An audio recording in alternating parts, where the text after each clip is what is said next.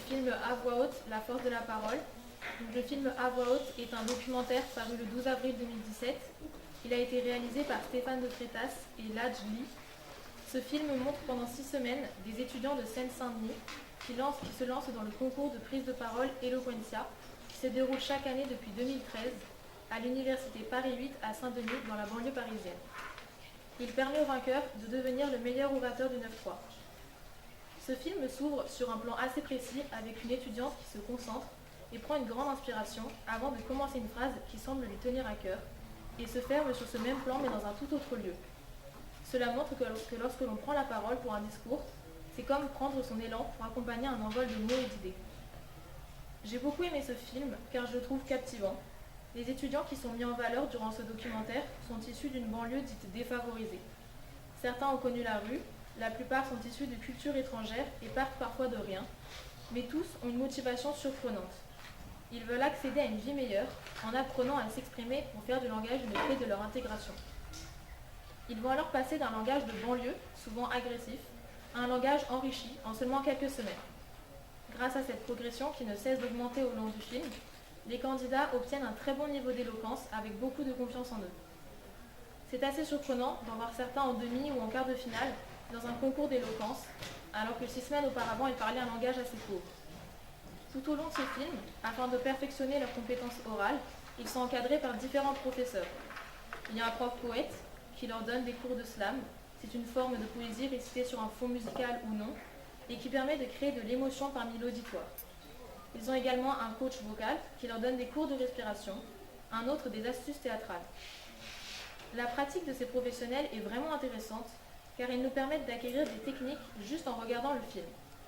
Par exemple, j'ai pu apprendre qu'il était vraiment important de gérer son souffle, d'articuler, de faire attention à sa posture et d'avoir un regard qui accroche l'auditoire.